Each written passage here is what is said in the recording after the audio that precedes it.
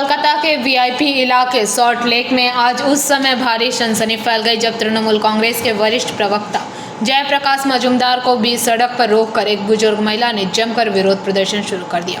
महिला का आरोप है कि तृणमूल ने पिछले 14 वर्षों से सॉल्ट लेक स्थित उनके मकान पर अवैध रूप से कब्जा बनाए हुए था और बार बार कानूनी नोटिस दिए जाने के बावजूद घर खाली नहीं कर रहे हैं।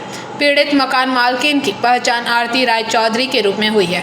बुधवार को उन्होंने सॉल्ट लेक की सड़क पर जयप्रकाश मजूमदार को देखते ही उन्हें रोक लिया और उनके खिलाफ अपना गुस्सा जाहिर करते हुए विरोध प्रदर्शन शुरू कर दिया। देखते ही देखते सड़क पर लोगों की भारी भीड़ जमा हो गई और स्थिति काफी तनावपूर्ण हो गई। दफ्तर बनाकर कब्जा करने का आरोप, कानूनी नोटिस को भी ठुकराया।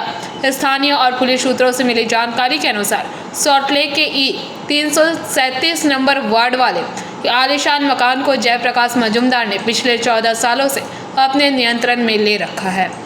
इस घटना के बाद सॉल्ट लेक इलाके और राज्य के राजनीतिक गलियारों में चर्चाओं का बाजार काफी गर्म है।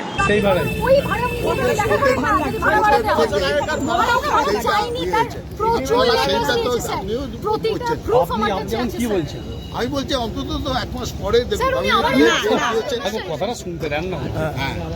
যে ডেট দিয়েছে কোর্ট থেকে ডেট আপনার থানায় আছে, এই গাড়িতে যাই, আমার গাড়িতেই যাচ্ছি। কিছু বলার নেই, ওরা তো নিয়ে যাচ্ছে, ওরা নিয়ে যাচ্ছে, ওরা দেখুন কি বলুন। মানে 14 বছর বাড়িটা দখল করে বসে আছে। আমরা চাইছি ঘরটা খালি করে দিতে হবে। আমরা এই বিচারটা চাইছি ঘরটা খালি করে দিতে। এই কোর্টের অর্ডার আমার ফেভারে আছে।